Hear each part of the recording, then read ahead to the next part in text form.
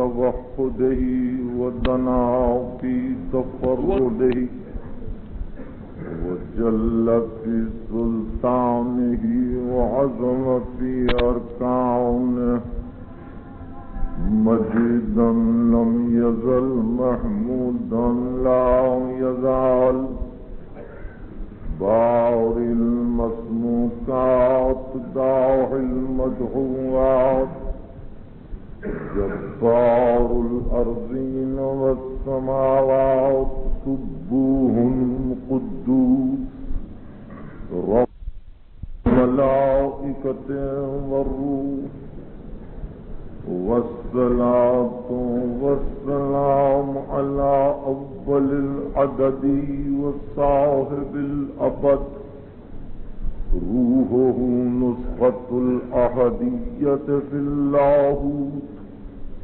وجسمه صورة معاني الملك والملكوت وقلبه خزانة الحي الذي القرشي الفتحي الأبتحي التهامي العبد المؤيد الرسول المسدد المصطفى الأمجد المحمود الأحمد أبي القاسم محمد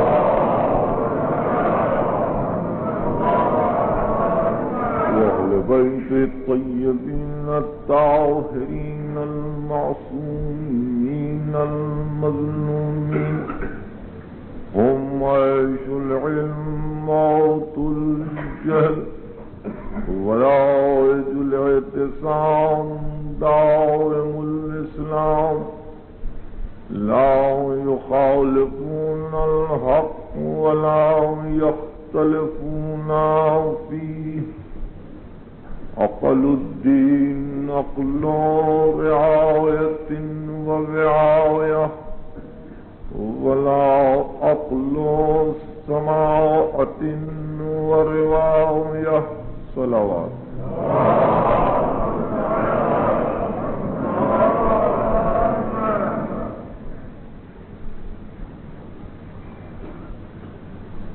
عزیزان گرامی، میرے لیے یہ امر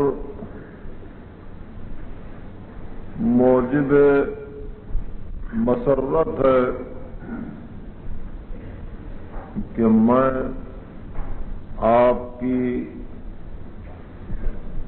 مسلسل توجہ کا شکر گزار رہوں اور اس تشکر کا اعلان کروں کہ میرے قیام کے دوران میں آپ حضرات نے بڑی زحمتیں اٹھائیں۔ میں جماعت کا شکر گزار ہوں کہ انہوں نے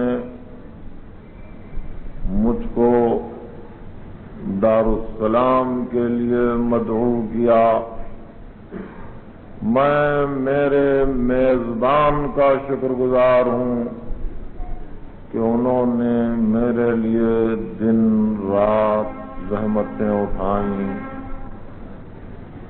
میں حاضرین کا شکر گزار ہوں کہ وہ مسلسل میری تقریروں میں وقت کی پابندی کے ساتھ آتے رہے، لیکن میں سب سے زیادہ شکر گزار ہوں اپنے نوجوان بھائیوں کا جنہوں نے میری تقریروں میں شریک ہونے کے لیے اپنے روزانہ کے دوسرے پروگرامز کو کینسل کر دیا، جنہوں نے بڑی شفقت و محبت کے ساتھ میری تقریروں کو سننے کا پرچار کیا، اور آج جب کہ میں نے ان بھائیوں کو محفل عباسیہ میں مخاطب کرنے کی عزت حاصل کی تو میں نے ان کے ذوق و شوق کی گہرائیوں کو دیکھا کہ حقیقت میں وہ عمل کے لیے بے چین ہیں. جب کبھی ان کو موقع ملے گا وہ کبھی اپنے بزرگوں سے پیچھے نہ رہیں گے، اور مجھے یقین ہے کہ وہ ہر وقت قوم کی خدمت اور ملت اسلامیہ کے کاروبار میں دلچسپی لیتے رہیں گے. عزیزان گرامی، سلسلہ تقریروں کا ہم نے ختم کیا اور آج آخری تقریر کے موقع پر میرا یہ قطعاً ارادہ نہیں ہے کہ میں اپنی گزشتہ تقریروں کو سمپ کروں یا اس کا خلاصہ پیش کروں، بلکہ آج میرا یہ خیال ہے کہ میں آپ کی خدمت میں اس حقیقت کو پیش کروں کہ جس حقیقت سے قوم جیتی ہے، جس حقیقت کی وجہ سے قوم زندہ ہے، اور جس حقیقت کی طرف قوم کو آگے بڑھنا ہے. یاد رکھیے کہ زندگی ایک مسلسل سفر ہے، ایک ایسا سفر جس کی گزری ہوئی منزلیں بھلائی جا چکی، جس کی آنے والی منزلوں کا پتہ نہیں کہ کون سی منزل کب آئے گی. زندگی ایک مسلسل سفر ہے کہ باوجود خاموش بیٹھنے کے بھی وہ سفر جاری ہے، باوجود آپ کے سو جانے کے بھی وہ سفر جاری ہے. آپ کسی جگہ بغیر کسی حرکت کے چپ ہو جائیں تب بھی وہ سفر جاری ہے، اس لیے کہ رات اور دن کی ابلق سواری جس پر آپ سوار ہیں وہ گزرتی جا رہی ہے اور آپ سمجھ رہے ہیں کہ آپ خاموش سوار ہیں. یقین جانیے کہ آپ کی گھڑیوں میں جو سیکنڈ ہینڈ موو کر رہا ہے، حرکت کر رہا ہے، وہ کسی اور کا وقت نہیں بتلا رہا ہے، وہ آپ کی گھٹتی ہوئی زندگی کو بتلا رہا ہے. ایک ایک سیکنڈ ختم ہوتا ہے، وقت کا نہیں کس کا وقت، وقت سب کا اضافی ہے، وقت سب کا ریلیٹو ہے. وہ تو آپ کی گزری ہوئی اور گزرنے والی ساعتوں کو بتا رہا ہے کہ دیکھو یہ سیکنڈ کم ہوا، یہ اور دقیقہ کم ہوا، یہ اور ثانیہ کم ہوا، یہ اور ساعت کم ہوئی، مگر معلوم نہیں. اپنی حد تک کہتا ہوں کہ کبھی اس طرف ہم نے توجہ نہیں کی کہ کتنا وقت کیسے گزرا.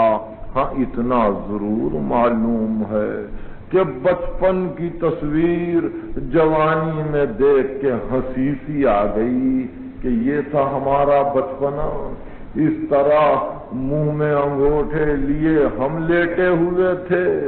جوانی میں بچپن کی تصویر دیکھ کے ہنسی آ گئی، ضعیفی میں جوانی کی تصویر دیکھ کے حیرت سی ہونے لگی. یہ ہم تھے، اتنے فیشنیبل تھے، ایسی صورت تھی، یہ باغ پن تھا، یہ چہرے کی رونق تھی. اور اس کے بعد جب سفر حیات ضعیفی کی منزل پر آ کر ختم ہوگا اس لیے کہ ختم ہونا تو ہے ہی، اس گھڑی کو رکنا تو لازم ہے۔ اس لیے جب اس دروازے پر پہنچ جاؤ گے، جس دروازے پر پہنچنے کے بعد یہ حکم ملتا ہے کہ اب اور سفر آگے ہے، جیسے طفلی کو چھوڑا، جیسے جوانی کو چھوڑا، اب آگے بڑھنا ہے تو اس جسم کو چھوڑ کے آگے بڑھو، تاکہ تعلق ہمیشہ کے لیے بدن کا ختم ہو جائے۔ دنیا پوچھتی ہے کہ موت کے بعد کیا ہوگا، میں حیرت سے ان کا منہ تکتا ہوں کہ تم نے کبھی یہ نہیں پوچھا کہ بچپنے کے بعد کیا ہوا تھا، تم نے کبھی یہ نہیں پوچھا کہ جوانی کے بعد کیا ہوتا ہے۔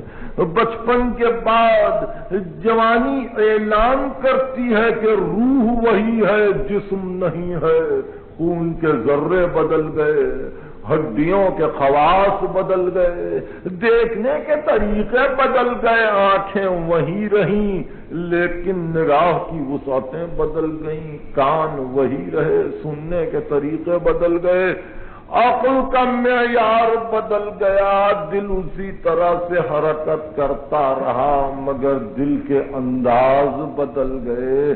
اسی طرح جب ضعیفی آئی تو جوانی کی نگاہیں بدلیں، خون کی حدت ختم ہوئی، ذرے خون کے بدل گئے۔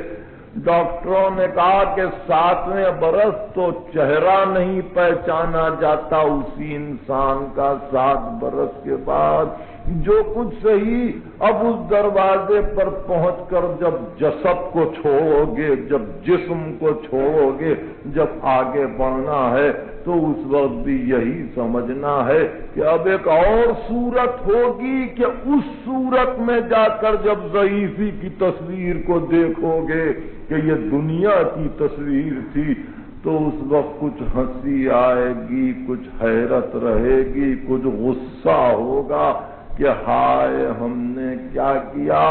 بصورت اس دروازے سے گزرنا سب کو لازم ہے، لیکن حلال مشکلات مولائے کائنات فرماتے ہیں کہ قبل اس کے کہ تم کو اس دنیا سے اٹھائے، قبل اس کے کہ تم اس دنیا سے اپنے جسم کو ہٹا دو، اچھا ہے کہ اس دنیا سے پہلے دل ہٹا لو، دل اٹھا لو تاکہ اس دروازے میں جاتے ہوئے زحمت نہ ہو۔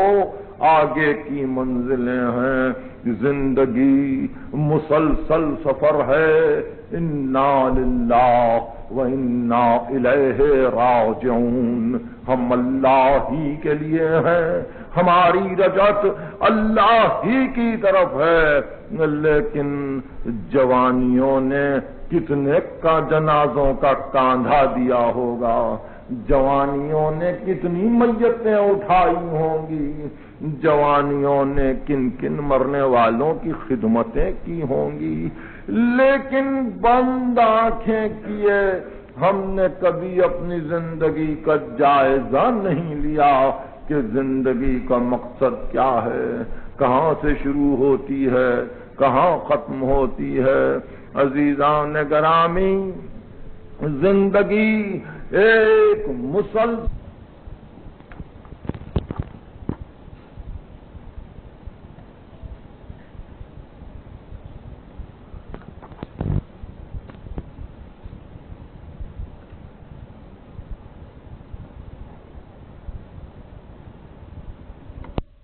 ہے، موت اس ارمان کے تارے کا ایک ٹوٹ کر گرنا ہے، زندگی گونگے کا ایک خواب ہے، موت تعبیر کے بولنے کا وقت ہے، زندگی قفس میں بیٹھ کر بہاروں کو دیکھنا ہے، موت قفس کے دروازے کو توڑ کر باہر نکلنا ہے۔ زندگی آرزو اعتبار ہے، موت اعتبار آرزو ہے۔ زندگی ایک مسلسل جد و جہد ہے، موت مومن کی ہستی کی تجدید ہے۔ زندگی سفر ہے، موت ہجرت سوئے دوست، جس کا میں نے کل تذکرہ کیا تھا، اور اب اتنی تمہید کے بعد میں کل کی تقریر سے مسلسل ہو گیا جب میں کہہ رہا تھا کہ مرگ مومن چیست، ہجرت سوئے دوست۔ مومن کی موت کیا ہے؟ دوست کی طرف ہجرت کرنا۔ انا للہ وَإِنَّا إِلَيْهِ راجعون۔ ہم اللہ کے لیے ہیں، اللہ ہی کی طرف ہماری رجعت ہونے والی ہے۔ یہ رجعت دعوت کمال ہے، اس لیے کہ پرفیکٹنیس کی طرف جا رہے ہیں، عین کمال کی طرف جا رہے ہیں، حقیقت کمال کی طرف جا رہے ہیں۔ تو اگر نقائص سے بھرے ہوئے جائیں گے، اگر کمزوریوں سے سر تاپا معمور ہو کر جائیں گے، اگر کوتاہیوں کی صورت لے کر جائیں گے، تو کمال کی نزدیکی ناممکن رہے گی۔ سفر تو بہر صورت ختم ہوگا، لیکن وہ سفر کیسا کہ جس میں کمال نہ نصیب ہو، وہ سفر کیسا کہ جس میں منزل کمال نہ ہاتھ آئے۔ اس لیے انبیاء آئے، اوصیاء آئے، ائمہ نے اپنی زندگیاں صرف کر دیں کہ انسانیت راز کمال کو پہچانے، انسانیت کمال سے آگاہ ہو کہ کس طرح سے اس کو پرفیکٹنیس کی طرف جانا ہے، کس طرح سے اس کو اپنے آپ کو قریب تر لے جانا ہے کمال سے۔ خلقت انسان کا مقصد یہی تھا کہ انسانیت کمال کی طرف جائے، اور اس مقصد کی تکمیل سارے کائنات میں ایک انسان نے کی، جس نے آگے بڑھ کر یہ بتلایا کہ انسانیت کو اگر کمال پر جانا ہے تو بحیثیت رہبر کے، بحیثیت قائد کے، بحیثیت لیڈر کے اس کمال پر مجھے سب سے پہلے پہنچنا چاہیے۔ اس کمال کی منزل پر ایک ہی انسان فائز نظر آتا ہے، اور سب اس کمال سے قریب ہونے کی کوشش کر رہے ہیں۔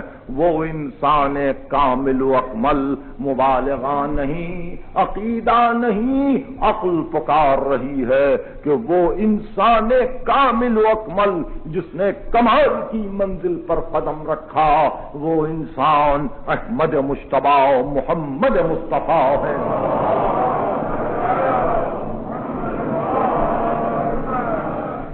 ذات ختمی مرتبت نے کمال کی منزل پر قدم رکھا۔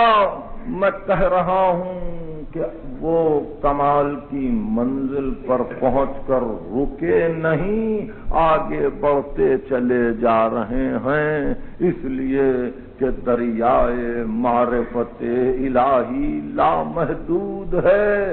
اس لامحدود بارگاہ میں آگے بڑھنے کے سوا چارہ نہیں ہے۔ بڑھتے جائیں گے، بڑھتے جائیں گے، یہاں تک کہ محدود اپنے آپ کو لامحدود میں فنا کر دے۔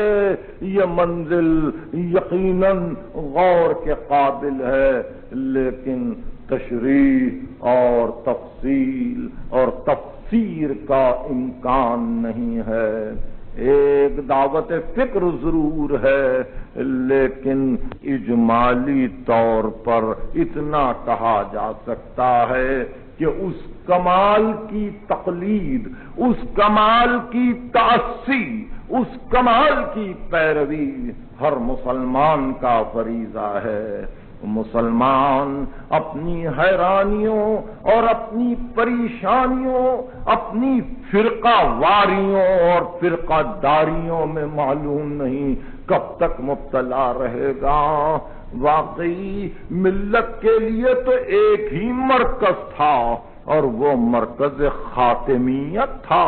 خاتمیت کے مرکز کے معنی یہ کہ وہاں ہر صفت کامل ہو گئی، وہاں ہر صفت ختم ہو گئی، وہاں شرافت کا خاتمہ ہے، وہاں نجابت کا خاتمہ ہے، وہاں بزرگی، علم، فضل، جلال، جمال، حلم، صبر، سکون، شجاعت، استقامت، یہ سب صفات جس ذات میں پہنچ کر ختم ہو جاتے ہیں اس کو ہم کہتے ہیں کہ یہ ختمی مرتبت ہے، یعنی اس کے مافوق کوئی ہستی نہیں، اس کے مافوق کوئی منزل نہیں۔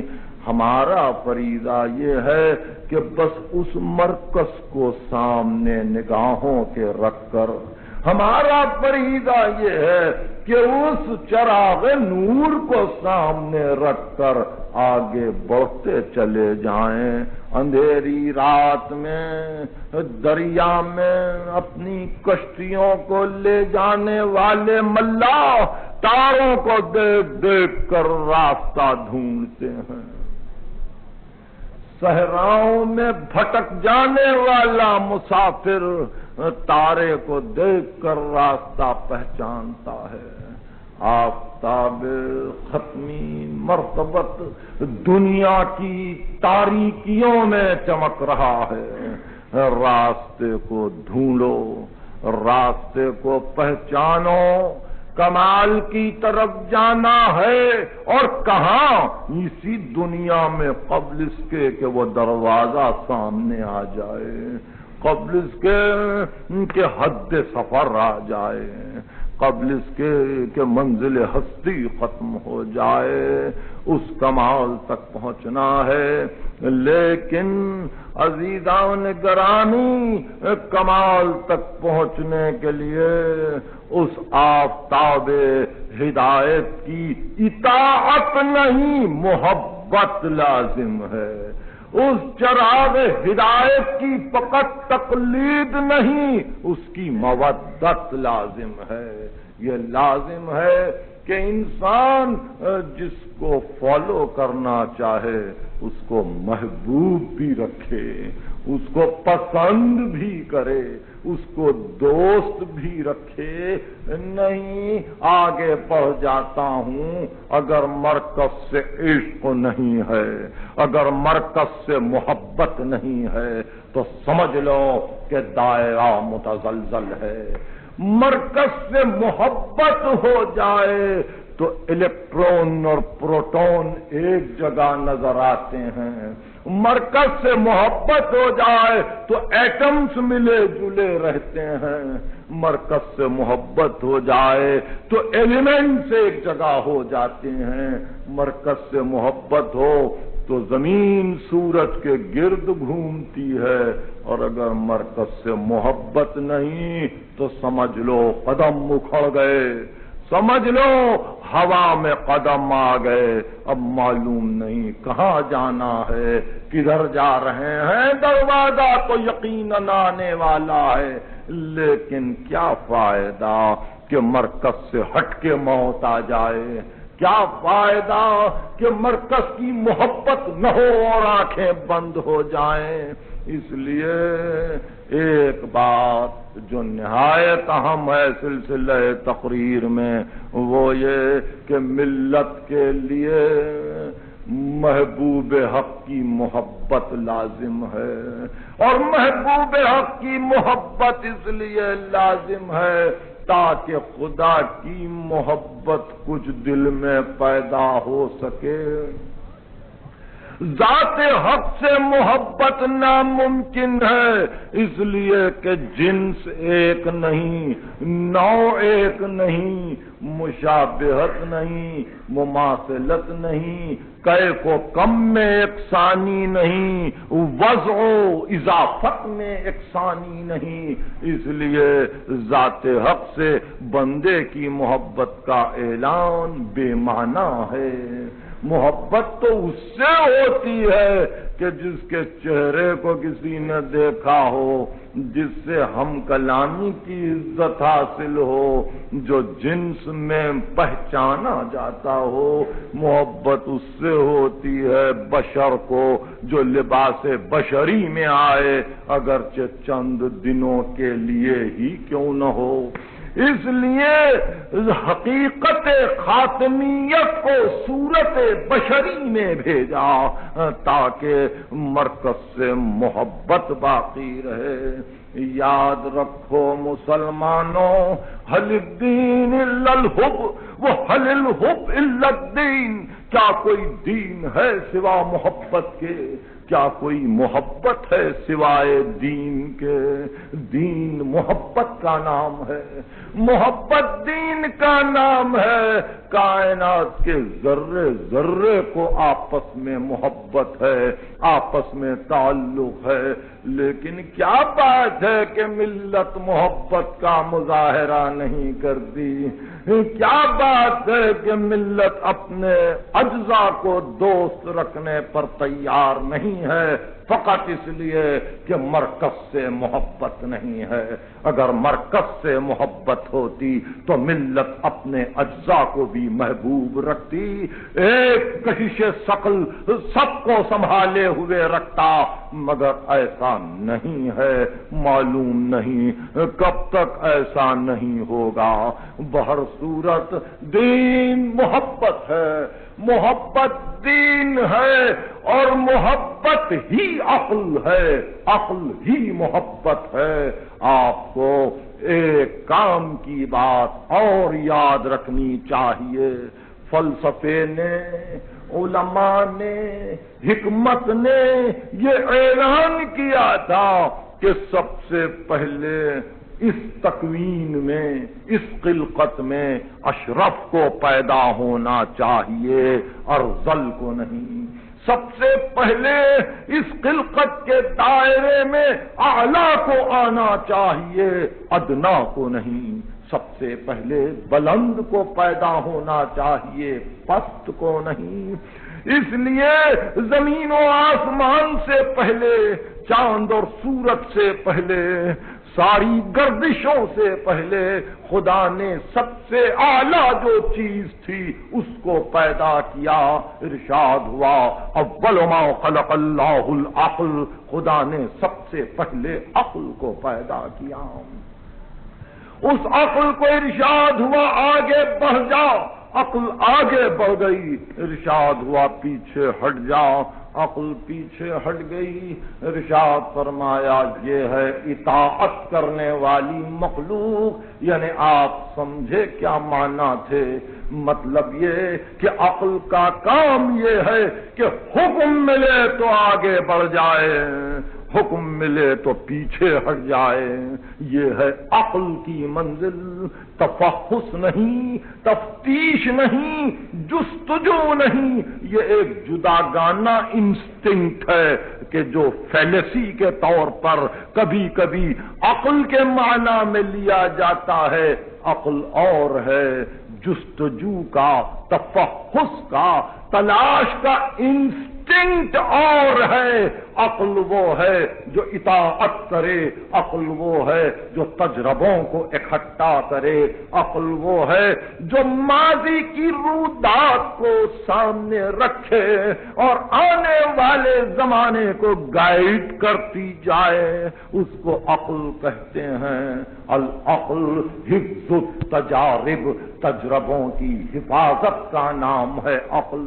بہر صورت عقل عمل کا کام ہے کہ وہ اطاعت کرے، اور اطاعت کی منزل یہ ہے کہ اطاعت وہیں ہوتی ہے جہاں محبت ہو جائے، محبت نہیں تو اطاعت نہیں۔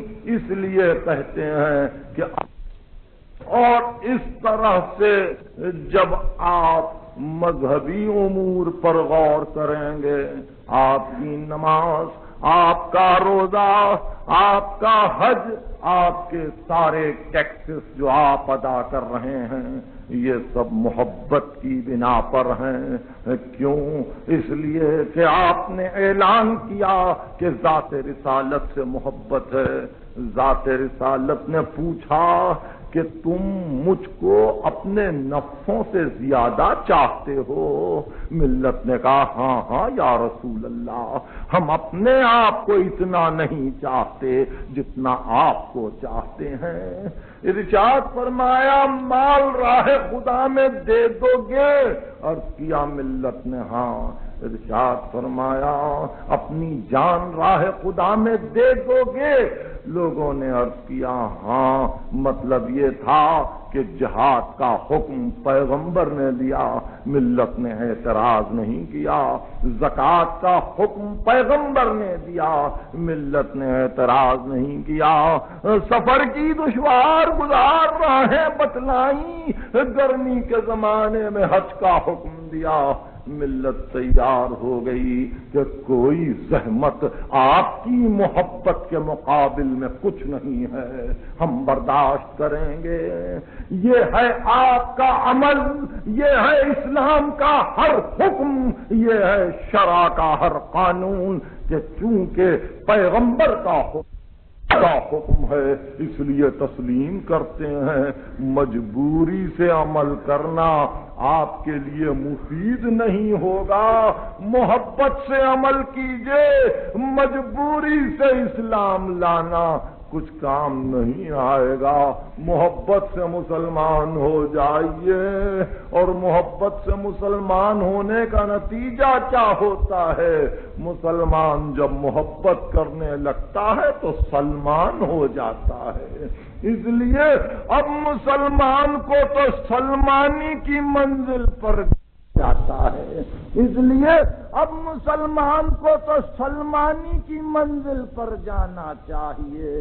لا الہ الا اللہ کا اپلیکیشن چاہیے، محمد رسول اللہ کا انطباق چاہیے، اور وہ اسی وقت ممکن ہے کہ جب آپ محبت کی منزل پر آ جائیں۔ محبت کی منزل یہ اعلان کرتی ہے کہ رسول حکم دے دیں گے تو بدر میں جائیں گے، احد میں جائیں گے، خیبر میں جائیں گے، خندق میں جائیں گے، ہم کو ہماری جان کی پرواہ نہیں ہے۔ بستر پر ہجرت کی رات سو جائیں گے، خطرے کی منزل پر چلے جائیں گے، اس لیے کہ محبت ہے مرکز سے، اور ایسی محبت ہے کہ اپنی پرواہ نہیں ہے، اپنا خیال نہیں ہے، ہم کو تو اس کا خیال ہے کہ جس کا حکم ہے اسی کی محبت دامنگیر ہے۔ آنکھیں جناب رسالت کی بند ہوئی، لیکن مرکز سے محبت تھی اور میسیج کا خیال تھا، اسلام کا خیال تھا۔ گلے میں رسی بند جائے تو بند جائے، یہ عشق کی راہیں ہیں جھیلیں گے، حق چھن جائے تو چھن جائے، یہ محبت کی منزل ہے، برداشت کریں گے۔ سر پر نماز کی حالت میں تلوار لگے، لیکن یہ محبت کی منزل ہے، اس کو بھی گزار دیں گے تو پی بھی لیں گے۔ زیر خنجر سجدہ باری ادا کرنا ہو تو برداشت کر لیں گے، اس لیے کہ محبت اور عشق کا لازمہ ہے کہ مزاحمت پر قابو پاتے جائیں، آبسٹیکلز پر غالب ہوتے جائیں، اور یہ اعلان کرتے جائیں کہ دنیا کی کوئی طاقت ہمارے آگے بڑھتے ہوئے قدموں کو پیچھے نہیں ڈھکیل سکتی۔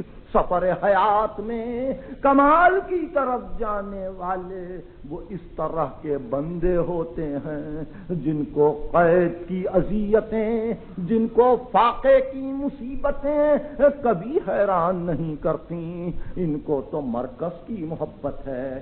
بغداد کی دیواریں آج تک ان کے لہو سے رنگین ہیں، آج تک سرمنرا کے مکانوں میں ان کے بچے اینٹوں کے پیچھے دفن کر دیے گئے ہیں، آج تک وہ دیگیں موجود ہوں گی زمین کے نیچے جس میں ان کے بچوں کو پکایا گیا تھا، آج تک وہ کنویں موجود ہیں بغداد میں جہاں ایک ایک رات 300 تعداد کے گلے کاٹ ڈالے گئے تھے، لیکن مرکز سے محبت ہے۔ آگے بڑھتے چلو، آگے بڑھتے جانا ہے، محمد عربی کے پیغام کی حفاظت ہے، مصیبت پر مصیبت جھیلیں گے، بہر صورت منزل پر پہنچائیں گے اسلام کو۔ لا الہ الا اللہ کو باقی رکھنا ہے، قربانیوں سے باقی رکھنا پڑے گا، ایثار سے باقی رکھنا پڑے گا، اور جذبات فدویت کے اظہار سے باقی رکھنا پڑے گا۔ یہی وہ منزل ہے کہ جہاں کبھی کبھی عقل و عشق میں تھوڑی سی پیکار ہوتی ہے، کبھی کبھی عقل و عشق میں تھوڑی سی بحث ہو جاتی ہے کہ اب کیا کرنا چاہیے۔ عرفاء کہتے ہیں کہ حضرت ابراہیم کو جب منجنیق میں بٹھا دیا گیا اور نمرود نے آگ کے شعلے بھڑکا دیے تو ایک مرتبہ عقل نے کہا ابراہیم آگ جل رہی ہے، عشق نے بڑھ کے کہا نہ گھبرانا، محبت کا گلزار بننے والا ہے۔ عقل نے کہا ابراہیم جل جاؤ گے، عشق نے کہا ابراہیم رہتی دنیا تک جیتے رہو گے۔ عقل نے کہا ابراہیم اب بھی ممکن ہے، نمرود کی بات سن لے۔ عشق نے کہا ابراہیم مالک کو چھوڑ کر نہ جانا، یہی تو امتحان کی منزل ہے۔ نتیجہ یہ ہوا کہ عشق ابراہیم غالب ہو گیا اور بے خطر کود پڑا آتش نمرود میں۔ عشق عقل تھی محو تماشا لبے بام، ابھی عقل تماشا ہی کر رہی تھی کہ عشق ابراہیم کود پڑا آتش نمرود میں، اور ہم نے پکار کے کہا کہ اے آگ میرے بندے کے لیے سرد و سلامت والی ہو جاؤ۔ یہ وہ منزل عشق ہے کہ جہاں صلیب پر جانے والے، جہاں دنیا کی مصیبتیں اٹھانے والے اس عقل و عشق کی پیکار میں آ جاتے ہیں۔ علامہ اقبال ایک عجیب انداز سے اس عقل و عشق کے محاکمے کو پیش کرتے ہیں۔ مجھے اجازت دیجیے کہ میں آج اپنی آخری تقریر میں اس محاکمے کو پیش کروں، ان کی مشہور مثنوی جس کا ترجمہ نکلسن نے کیا ہے، رموز خودی و بے خودی سے اس محاکمے کو پڑھ رہا ہوں۔ اقبال کہتے ہیں ہر کے پیما باہو الموجود بست، گردنش از بند ہر معبود رست۔ وہ جو مالک سے وعدہ کر لیتا ہے، وہ جو مالک سے عہد کر لیتا ہے، اس کی گردن دوسروں کی غلامی کی رسی میں پھر نہیں بندھی جاتی، وہ ایک کا ہوتا ہے، ہر ایک کا نہیں ہوتا۔ ہر کے پیما باہو الموجود بست، گردنش از بند ہر معبود رست۔ اقبال کہتے ہیں مومن است عشق است و عشق از مومن است، عشق را ناممکن ما ممکن است۔ مومن عشق سے زندہ ہے، عشق مومن سے زندہ ہے، اور عشق اس کو کہتے ہیں جو ہمارے لیے ناممکن ہو، وہ عشق کے لیے ممکن ہو جائے. عشق را ناممکن ماں ممکن است. اقبال کہتے ہیں عقل گوید شاد شو آباد شو، عشق گوید بندہ شو آزاد شو. عقل کہتی ہے میاں دنیا میں خوش رہو، جینے کی حرکتیں کرو. عشق کہتا ہے نہیں، مالک کی بندگی میں زندگی گزار کے آزادی کا اعلان کر دو. اپنے خالق کی بندگی میں دن گزار کے اپنے آزاد ہونے کا اعلان کر دو. عقل گوید شاد شو آباد شو، عشق گوید بندہ شو آزاد شو. اقبال کہتے ہیں عقل در پیچا کو فطرہ کے، عقل در پیچا کے اسباب و علل، عشق چوگاں باز میدان عمل. عقل کا کام یہ ہے کہ فقط اسباب کو، علتوں کو ڈھونڈے. کاز کیا ہے، افیکٹ کیا ہے، کاز کیا ہے، افیکٹ کیا ہے. عقل فقط سبب کو دیکھتی ہے اور اس کے نتیجے کو دیکھتی ہے. اقبال کہتے ہیں عشق نہ کاز کو دیکھتا ہے نہ افیکٹ کو دیکھتا ہے. عشق تو حکم مالک کو دیکھتا ہے کہ مالک کا حکم کیا ہے، مجھے کس راہ پر جانا ہے. اقبال کہتے ہیں ان شنی دستی کے ہنگامے نبرد، عشق با عقل ہوس پرور چکرد. کچھ خبر ہے کہ جنگ کے میدان میں جب عشق و عقل کا مقابلہ ہوا تو عشق نے یہ ہوس والی عقل کا کیا انجام کر دیا، کچھ معلوم ہے؟ جنگ کے میدان میں عشق نے ہوس والی عقل کا کیا حشر کر دکھایا، کچھ تجھے معلوم ہے؟ اقبال کہتے ہیں ان امام عاشقاں پورے بطول سرو آزادی ز بستان رسول.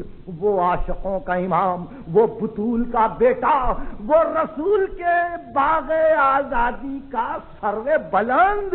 معلوم ہے اس نے کیا حشر کر دیا ہوس پرور عقل کا. اقبال کہتے ہیں کون؟ اللہ اللہ بائے بسم اللہ پدر معنی ذبح عظیم آمد سر. میں اس کا تذکرہ کر رہا ہوں جس کا باپ بائے بسم اللہ، میں اس کا تذکرہ کر رہا ہوں جس کا نام قرآن میں ذبح عظیم لیا گیا ہے. اللہ اللہ بائے بسم اللہ پدر عظیم آمد سر. اقبال کہتے ہیں میں کس کا تذکرہ کر رہا ہوں دنیا جانتی ہے. درمیان امت ان کئیواں جناب، ہم جو حرف قل ہو اللہ در کتاب. امت میں حسین کا عالم یہ ہے جیسے قرآن میں سورہ قل ہو اللہ کا حال ہو. امت میں قرآن کا حسین کا یہ حال ہے جیسے قرآن میں سورہ اخلاص کا عالم ہو. میری زبان نہیں ہے، یہ اقبال کی باتیں ہیں جو عجیب انداز میں گفتگو کرتے ہیں. حنفی مذہب ہے، صوفی مسلک ہے، مسلمان ہیں، اور مسلمانوں میں بھی ان کا خاص تعلق اس طبقے سے رہا ہے جو اپنے آپ کو حنفی مسلمان کہتا ہے.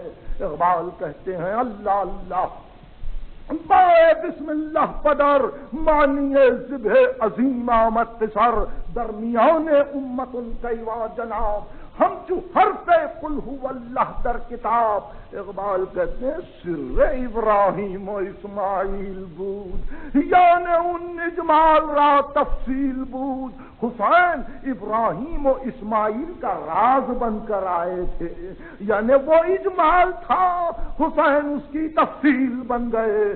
سر ابراہیم و اسماعیل بود، یعنی ان اجمال را تفصیل بود. بیاں سے ذرا منزل غور کے قابل ہے. کہتے ہیں کون حسین؟ کہتے ہیں دشمنان کیوں ریگ صحرا لا تعد، دوستانے ہو بیزداں ہم عدد. دشمنوں کا اس کے یہ حال تھا جیسے صحرا میں ریتی کے ذرے ہوتے ہیں، اتنے زیادہ دشمن تھے. اور دوستوں کا یہ حال تھا کہ یزداں کے عدد 72 ہیں، حسین کے دوست کل 72 تھے. دشمنان چوں ریگ صحرا لا تعد، دوستانے ہو بیزداں ہم عدد.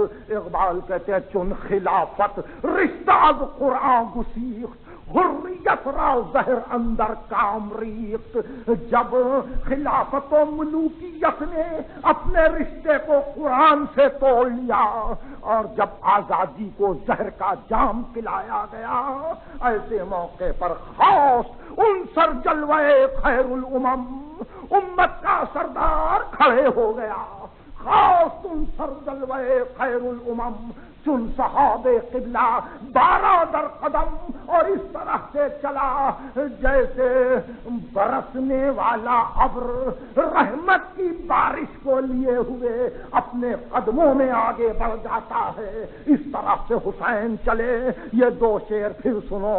چن خلافت رشتہ قرآن گسیخت حریت را زہر اندر کام ریخت. خاص عنصر جلوے خیر الامم چن صحاب قبلہ 12 در قدم. اس طرح سے حسین اٹھے جیسے برسنے والا ابر رحمت اٹھتا ہے. اور کیا کیا حسین نے؟ برزمین کربلا بارید و رفت. کربلا کی زمین پر آ کر ایک مرتبہ حسین برس پڑے. برزمین کربلا بارید و رفت. کہتے ہیں اس منزل پر برزمین کربلا بارید و رفت لال در ویران ہا کارید و رفت. ویرانیوں میں غیر زرخیز زمینوں میں حسین نے تاں لگا دیے، حسین نے پھول کھلا دیے. جلوے خیر الامم چن صحاب قبلہ 12 در قدم برزمین کربلا بارید و رفت لال در ویران ہا کارید و رفت. اقبال اس منزل پر پہنچ کر کہتے ہیں ما سوی اللہ را مسلمان بندہ نیز. غیر خدا کے سامنے مسلمان کا سر نہیں جھکتا. ما سوی اللہ را مسلمان بندہ نیست. ما سوی اللہ کی بندگی مسلمان نہیں کرتا. اور اس منزل پر پیش فرعونی سرش افغندانی فرعون کے سامنے مسلمان کبھی گردن کو نہیں جھکاتا. ذرا 2 مصروں کو پھر سنیے. ما سوی اللہ را مسلمان بندہ نیست پیش فرعونی سرش افغندہ نیست. اقبال کہتے ہیں خون او تفسیر ان اسرار کر. حسین کے خون نے اس راز کو بتلا دیا. ملت خوابیدہ را بیدار کر. سوئی ہوئی ملت کو حسین نے جگایا، سوئی ہوئی قوم کو حسین نے جگایا.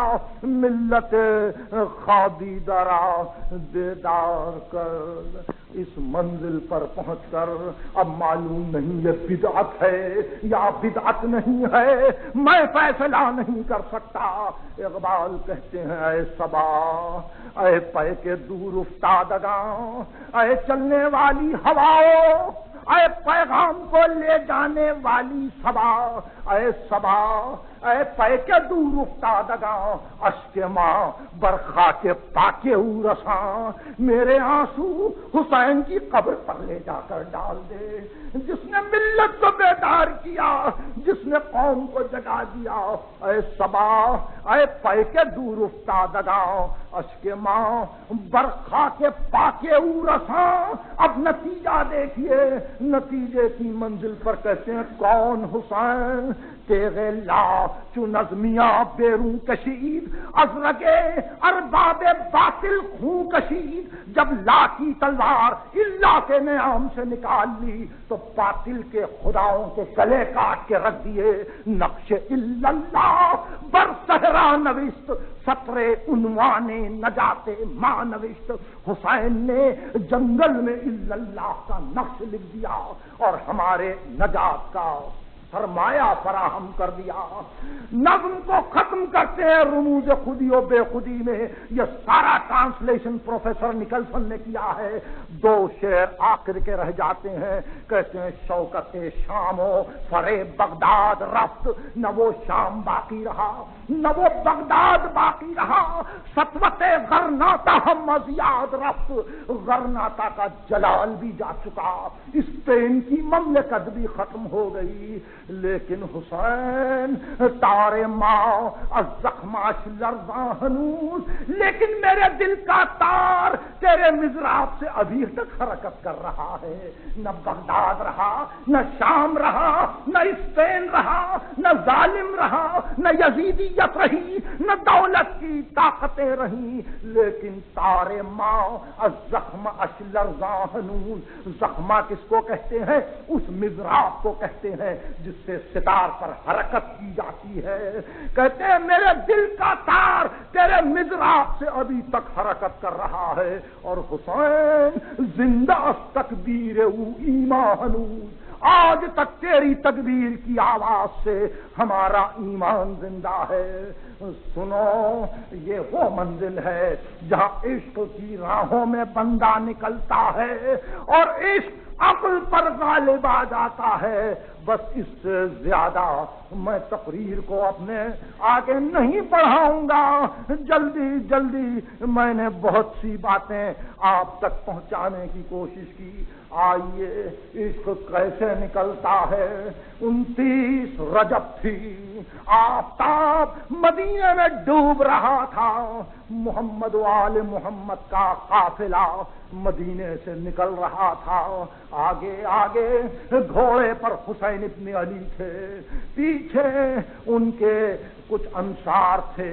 انصار کے پیچھے ناکوں پر محملیں تھیں، محملوں پر کالے کالے حریر و دیبا کے پردے پڑے ہوئے تھے، جس میں نبی زادیاں تھیں، فاطمہ کی بہویں تھیں، علی مرتضیٰ کی بیٹیاں تھیں، حسین ابن علی کی ناموس تھی. اور اس کے بعد کچھ ناقے تھے جن پر محملیں تھیں، محملوں میں کنیزیں تھیں. ان کے بعد کچھ ناقے تھے جن پر صرف پانی سے بھری ہوئی مشکیں لگی ہوئی تھیں. ان کے بعد کچھ ناقے تھے جن پر اسباب سفر بار تھا. اور قافلہ جیسے جیسے آگے بڑھ رہا تھا ویسے ویسے دنیا دیکھ رہی تھی کہ بڑا بہادر سوار اپنے گھوڑے پر تشریف فرما ہے. گھوڑے کو ایڑ لگاتا ہے، کبھی اس ناقے کے پاس رک کر پوچھتا ہے کسی چیز کی ضرورت تو نہیں ہے، کبھی آگے بڑھ جاتا ہے، کسی ناقے کے پاس پہنچ کر ادب سے سر جھکاتا ہے. اندر سے آواز آتی ہے، نہیں عباس، کسی چیز کی ضرورت نہیں ہے. اور آگے بڑھ جاتا ہے، حسین ابن علی کی سواری کے قریب پہنچتا ہے، ادب سے سر کو جھکاتا ہے. حسین کہتے ہیں بھائی سب خیریت ہے. قافلہ گزر رہا ہے کہ ایک مرتبہ دنیا نے دیکھا کہ ابو الفضل نے گھوڑے کو ایڑ لگائی، تیز تیز سواری چلی. حسین ابن علی کے گھوڑے کے قریب پہنچ کر اپنے گھوڑے کی لگام کو کھینچا. گھوڑا رکا، سر کو جھکا کے کہا آقا رک جائیے. فرمایا کیوں عباس، کیا بات ہے، سواری کیوں رکے گی؟ عرض کیا آقا بیمار بیٹی گھر سے نکل چکی ہے، پکارتی ہوئی آ رہی ہے، بابا ٹھہرو بابا، سفر تو ہوگا، بیٹی کو مل لینا ہے. بابا ایک مرتبہ تو بیٹی سے ملاقات کیجیے. حکم دیا، اچھا عباس سواریوں کو روکو. سواریاں رکی، قناتیں نصب کر دی گئیں، بیبیاں ناکوں سے اتری. دیکھا کہ فاطمہ صغریٰ بیماری کے عالم میں ہاتھ میں عصا لیے ہوئے آہستہ آہستہ ام سلمہ کا ہاتھ تھامے ہوئے آ رہی ہیں اور کہتی جاتی ہیں بابا ٹھہرو بابا، آخری مرتبہ بیٹی سے ملتے ہوئے جاؤ. حسین ابن علی نے آگے بڑھ کر بیٹی کو گلے سے لگایا، کہنے لگے صغرا امام کی بیٹی ہو، صبر کرو بیٹا، یہ راہ حق ہے، یہ امتحان کی منزل ہے، انبیاء کی اولاد اس طرح سے حیران نہیں ہوتی۔ تو کہنے لگی اچھا بابا جاؤ، اللہ کے حوالے کیا، مگر اتنا بتلاتے ہوئے جاؤ بابا کب آؤ گے، کب ادھر سواری آئے گی؟ کہنے لگے صغرا کوشش کریں گے، یا علی اکبر کو بھیجیں گے یا عباس کو بھیجیں گے، کوئی نہ کوئی لینے کے لیے آ جائے گا۔ یہ کہہ کر سب کو سلام کیا، پھوپھی سے ملی، ماں سے ملی، سکینہ سے ملی، چھوٹے سے بچے سے ملاقات کی، 13 دن کا بچہ تھا، گود میں لے کے پیار کیا اور باپ کو واپس دے دیا، مٹی پر بیٹھ گئی، قافلہ چلا۔ رجب کی 29 تاریخ تھی، قافلہ چلنے لگا، قافلوں کے ناخوں اور گھوڑوں کے پیروں سے گرد اٹھ اٹھ کر فاطمہ صغرا کی آنکھوں کے سامنے آ رہی تھی۔ قافلہ جا رہا تھا، دل صغرا کا بیٹھا جا رہا تھا، مدینے کے افق سے آفتاب ڈوب رہا تھا۔ بڑی حسرت سے ام سلمہ کو دیکھ کے کہا دادی اب یہ قافلہ کب آئے گا دادی؟ دادی نے کہا بیٹی انتظار کرو۔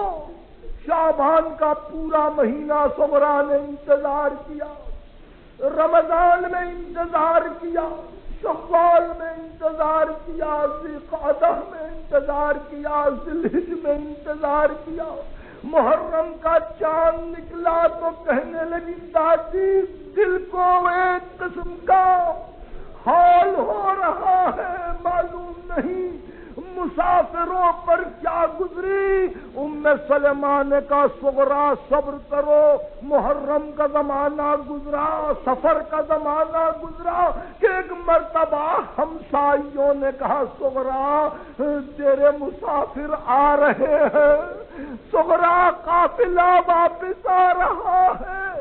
تو دادی کا ہاتھ میں تھام کے روضہ رسول میں جا کے بیٹھ گئی کہ دیکھوں قافلہ کب آتا ہے، کہ اتنے میں قافلہ آیا، کالے کالے علم تھے، قافلہ آیا، حسین نہ تھے، عباس نہ تھے، اور محمد نہ تھے، قاسم ابن حسن نہ تھے، قافلہ آیا تو فاطمہ صغرا نے دیکھ کے آئی، در بدر پھر کے آئی۔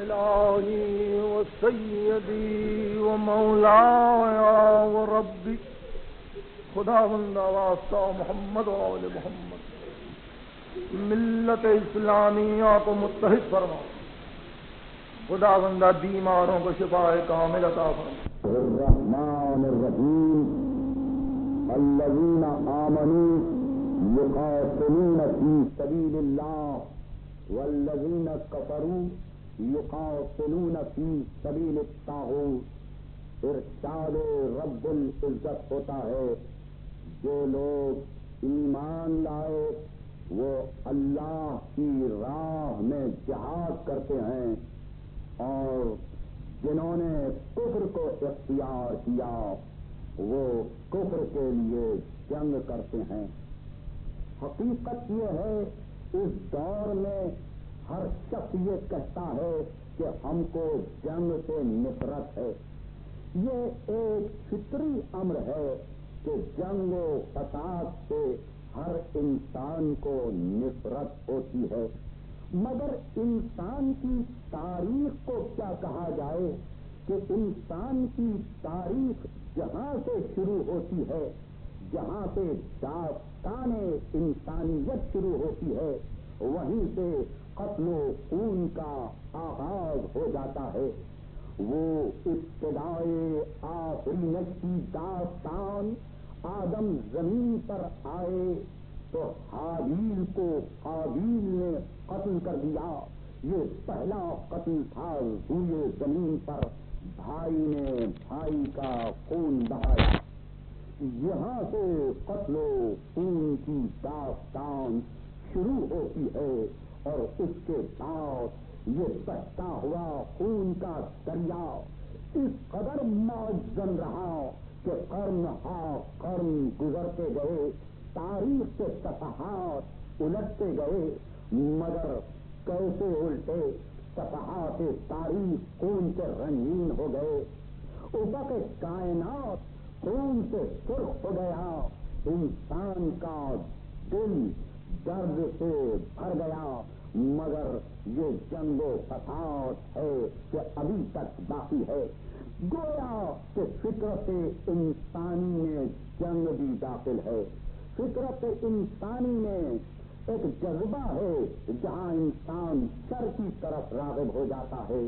جب شر کا جذبہ انسان میں پیدا ہوتا ہے تو خداوند قدوس یہ چاہتا ہے کہ خیر کے ذریعے سے شر کا خاتمہ کر دیا جائے. تو اس شر اور خیر کی جنگ جو ہمیشہ سے ہے اور ہمیشہ رہے گی، اس سے کسی کو مفر نہیں ہے. یقیناً جنگ سے اجتناب ہمارا دستور ہے. جہاد کے معنی اسلام میں ملک گیری کے نہیں ہے، جہاد کے معنی ہوس حکمرانی کے نہیں ہے، جہاد کے معنی پادشاہی کے نہیں ہے، جہاد کے معنی قیصر و کسریٰ کی حکومت کے نہیں ہے. جہاد کے معنی اسلام نے یہ بتائے کہ مظلوموں کے حقوق کی حفاظت کے لیے آگے بڑھو. جہاد کے معنی اسلام نے یہ بتائے کہ حق کی بقا کے لیے باطل سے ٹکرا جاؤ. جہاد کے معنی اسلام نے یہ بتلائے کہ جب بھی وقت پڑے صداقت کی حقیقت کی حفاظت کے لیے بڑی سی بڑی طاقت سے ٹکرا جاؤ. یعنی فطرت انسانی میں جہاں شر ہے وہاں خیر بھی ہے.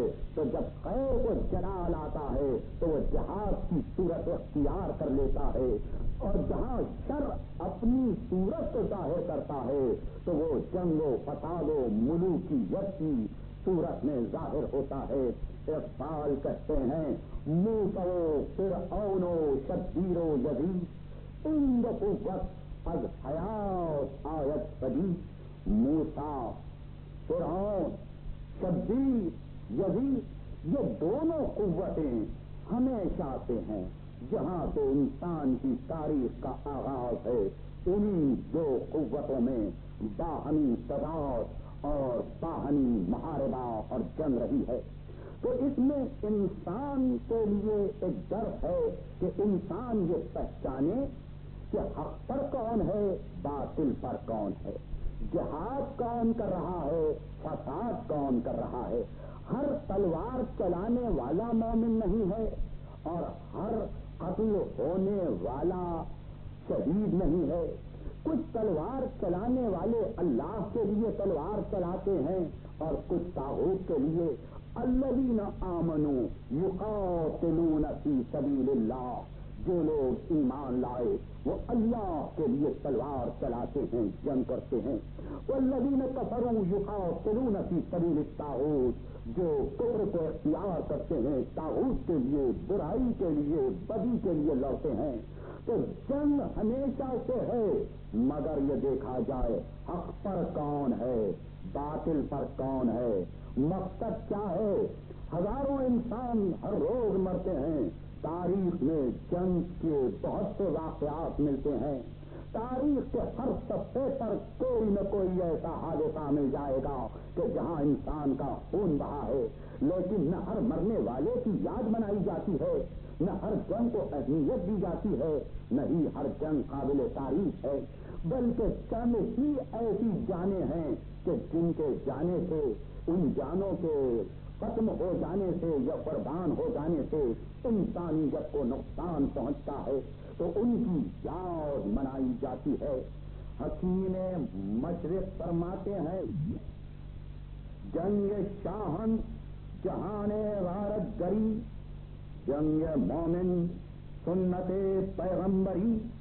اقبال کہہ رہے ہیں بادشاہوں کی جنگ جہان غارت گری ہے، لوٹ ہے، ظلم ہے، اور مومن کی جنگ سنت پیغمبری. تو ایک طرف جنگ بادشاہی کے لیے ہے، ایک طرف سنت پیغمبری کے لیے ہے. اقبال مزید کہتے ہیں جنگ مومن کی ہجرت سوئے تو ترک عالم اختیار کوئے دو. اقبال فرماتے ہیں کہ مومن کی جنگ کیا ہے؟ ہجرت کرنا اپنے دوست کی طرف.